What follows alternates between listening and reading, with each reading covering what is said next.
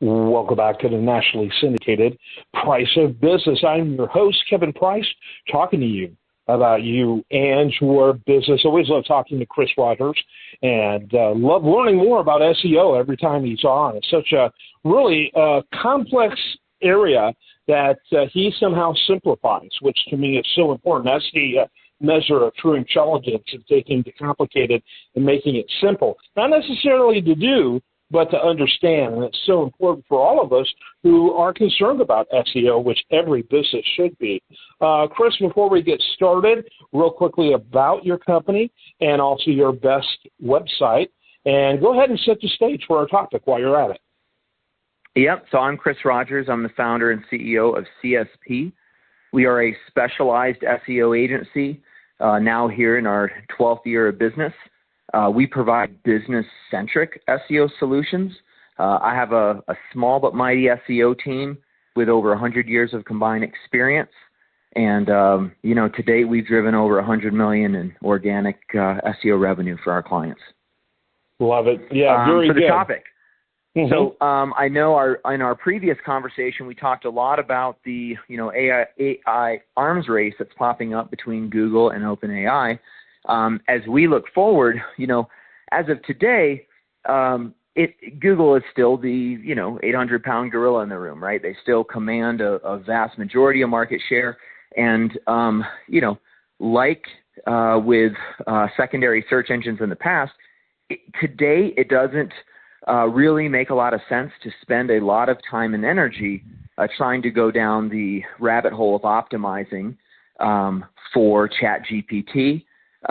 However, there is research being done, and there are things that you can do to start laying a foundation so that if and when that search behavior changes and more market share goes to ChatGPT and, as more people use Gemini, that you're more prepared for it and a little bit ahead of the curve. Yeah, I love that. I think it's so important. It's so profound and so quick, the impact. People in your space in particular have to be really nimble. Yeah, absolutely. I mean, luckily, we are a pretty small company. So I have 15 full-time employees. When we need to make changes, we can make changes pretty quickly and shift on a dime. If the search volume was there and we saw a huge shift going to ChatGPT today as opposed to Google search, specifically for searches, then I think we'd be moving more into that realm. Right now, it really is about doing the research and laying some groundwork and trying to make sure that we're staying abreast of what's happening and we're ready to pull the trigger when the time comes. Mm-hmm. Yeah, makes perfect sense. So you set the stage for us, but go ahead and dive right into this. What are the questions that your team is asking, and what other business owners should be asking right at this stage? Yeah, so right off the bat, I think people are thinking, hey, how do I make sure that I appear in ChatGPT? What does SEO look like for ChatGPT? And then as we have now Google's Gemini providing these AI overlays, how do we appear in AI overlays? Now there is a caveat here in that we are very, very early in this. So you don't want to make any drastic changes specifically just for this new technology that would veer you off course from what you're doing in your day-to-day marketing or day-to-day SEO. And that is because we very much expect that we're going to see big changes. In our last conversation, we talked about some of the shortfalls of ChatGPT right now if you try to use it like a search engine, and it's just not there yet, right? But they are going to keep improving it, and there have been rumors of them releasing an actual AI search engine, right? If you're using ChatGPT, you can see some of that writing on the wall. I can see that in results, and I can see what they're working on. But if we look at traditional SEO, right, we've got our content strategy, we've got on-page SEO. We have technical SEO, which is all about making sure that your site can get accessed and crawled. And then we have off-page SEO, which has a lot to do with links. And it also has to do with other coverage and articles and things out there that might reference your company. So when we look at the on-page, where are those parallels between what we do traditionally with SEO and what we do if we wanted to optimize for like Perplexity, the AI search engine, or for ChatGPT or for Gemini?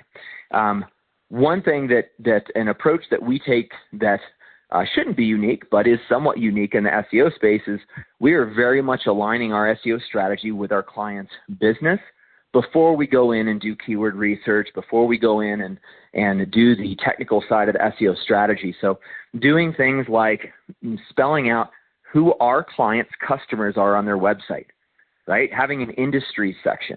What are the industries that they serve? We're now spelling out their expertise and our clients' experience in those areas in a very real way, right? Having testimonials or case studies, right? That's also showing the experience, right, and the track record that a given business has online. So that's also very important. Having those trust and credibility factors spelled out on the site, right? 30 years in business. This is what we've done, right? What I'm describing is not new, okay? It's been around for ages. But when you have crawlers that are now crawling websites and maybe aren't looking at all of the SEO factors the same way traditional Google search does, those on-page factors, that representation of the business, can have a much bigger impact. So, using personas, that's another big one. Using personas when you create your content so that you are creating content for your specific audience. So think more about using SEO and your content strategy as a marketing strategy. And that's going to be more in line with, I think, where things are going. Ooh, that makes perfect sense. Sort of like everything old is new again.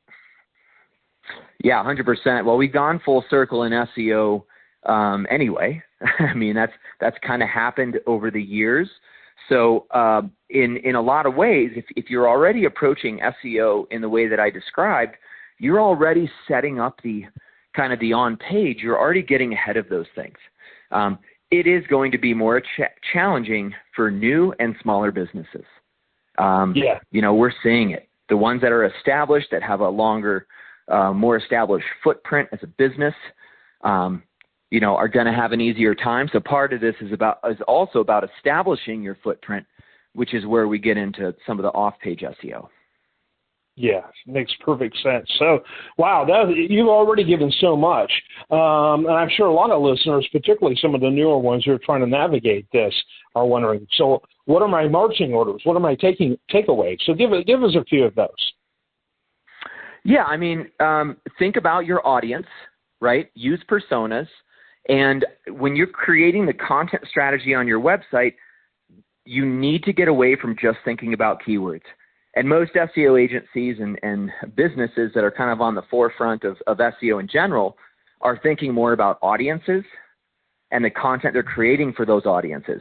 Keywords are just clues that represent those audiences, and that's how you need to think about it. So make sure that you're creating websites for real people, know your customers, know the industries, know the sectors, and create content for those sectors. And then outside of that, in terms of off-page, you need to be looking at, things like local citations can help, right? Any kind of media coverage can help.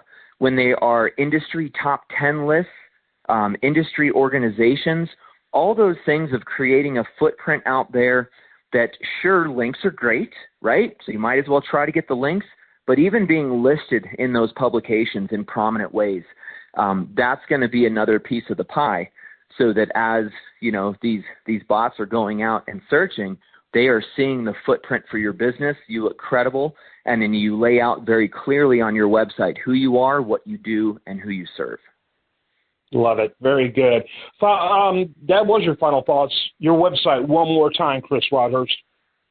Yep. Our website is csp.agency. Got to check it out. I love what you guys do. I'm always a little smarter. I just got to figure out how to retain it.